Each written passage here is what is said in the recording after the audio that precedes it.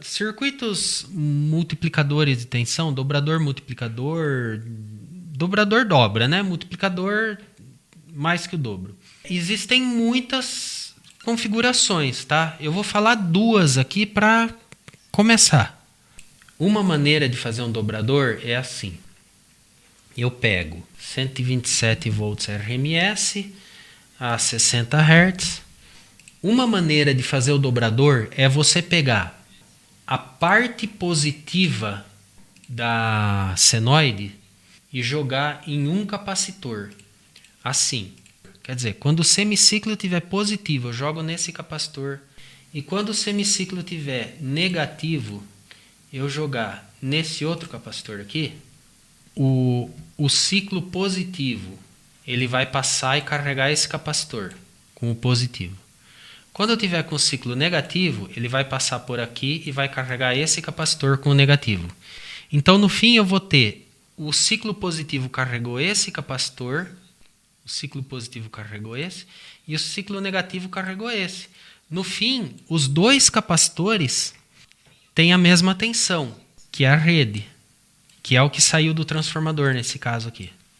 Então, se eu acabar medindo com um multímetro os extremos de um capacitor para o outro, eu vou ter a soma desse ciclo de senoide que carregou aqui via positivo e desse ciclo de senoide que carregou aqui via negativo. Então, um capacitor carregou por aqui e outro capacitor carregou por aqui. E aí eu tenho o dobro da tensão, sendo meio ciclo em um capacitor e meio ciclo no outro.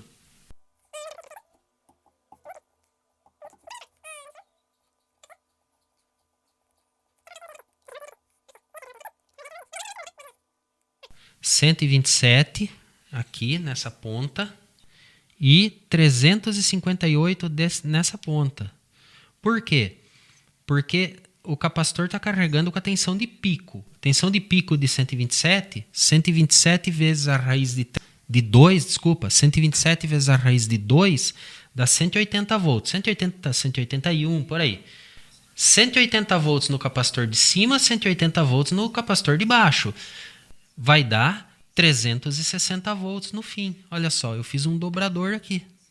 Sendo que aqui é o positivo e aqui é o negativo. Poliéster ou eletrolítico? Nessa simulação ele é não eletrolítico, não polarizado, mas eletrolítico, poliéster, tanto faz. Provavelmente vai ser eletrolítico por conta de uma capacitância mais alta que a gente vai precisar, né? Tá? Então essa é uma maneira de fazer um dobrador. Eu faço o ciclo positivo ir para um capacitor e o ciclo negativo ir para o outro. De uma perna aqui do transformador, né?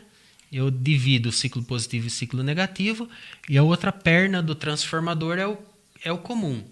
E aí esse é o meu negativo e esse é o meu positivo da fonte que eu acabei de montar, dessa fonte dobradora.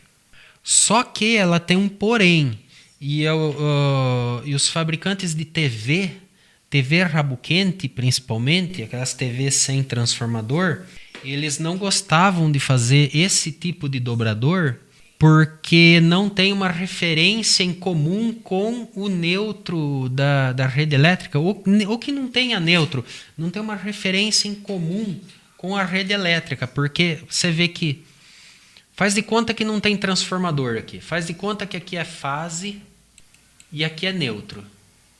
Você fica brincando de jogar a polaridade. E aqui é o terra da sua TV. Você fica jogando a fase para um lado para o outro, para um lado para o outro, para um lado para o outro. Nunca tem uma posição quieta. Isso tem a tendência de gerar mais ruído. Corrente, bom, a corrente vai ficar assim.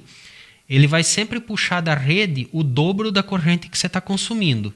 Porque como você subiu a tensão, você vai preservar a potência. Você tem uma potência aqui e outra potência aqui. Como a tensão aqui está mais alta, a corrente aqui está mais baixa.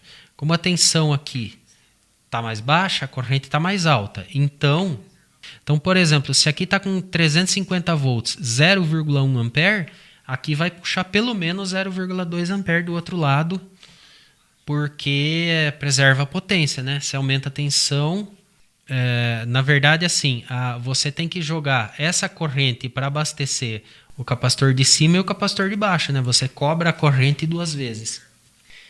Então, como principalmente aí os fabricantes de TV não gostavam muito dessa configuração, pelo que eu falei, pela falta de referência, eles preferiram fazer uma coisa assim, onde você tem uma referência aqui e chama esse cara aqui de negativo e trabalha só com o outro lado. Uma outra maneira de fazer um dobrador. Eu tenho um diodo aqui. Esse diodo carrega o capacitor. Aí você tem um outro diodo aqui e o segundo capacitor aqui. E aí nós temos a saída aqui. Então aqui é o positivo, tá? E aqui vai ser o negativo. Fase, por exemplo, aqui na minha região, fase e neutro. O que vai acontecer? Quando aqui tiver positivo, o neutro positivo e a fase negativa, teve gente que brigou comigo, falou que neutro não fica positivo. Fica sim, corrente alternada. O neutro não é só uma referência, neutro também tem corrente. E nesse momento que o neutro está positivo e a fase está negativa, o que acontece? Essa corrente vai fluir por aqui e carregar esse capacitor com essa polaridade, nesse momento. No momento seguinte, então esse capacitor foi previamente carregado assim. No momento seguinte que a fase está positiva e o neutro está negativo, o que acontece? A fase está em série com o capacitor. Então eu tenho nesse capacitor aqui a tensão de pico de 180 volts, daqui da minha casa, né? Na sua casa pode ser outra tensão, mas aqui eu tenho tensão de pico de 180 volts desse capacitor e mais a fase que tem 180 volts de pico aqui também.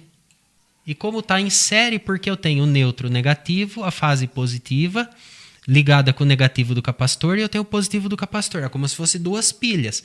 É como se a fase fosse uma pilha. Nesse momento, nesse exato instante, a fase é uma pilha e esse capacitor é outra pilha. Cada uma dessas 2 pilhas tem 180 volts. Então eu vou ter um total de 360 volts que atravessa esse diodo e carrega o segundo capacitor. Eu tenho um dobrador que tem uma referência, um dobrador montado diferente. Mas que da mesma maneira, um semiciclo carrega o capacitor e outro semiciclo coloca a rede elétrica em série com o capacitor de entrada para dar o dobro da tensão. E esse capacitor na saída aqui é fundamental para ele segurar os 360 volts aqui na frente. Certo? Então, se eu colocar aqui meu voltímetro DC, aqui no capacitor, eu devo ter os 360 volts, 127 volts chegando da rede elétrica e 358 volts indo para o circuito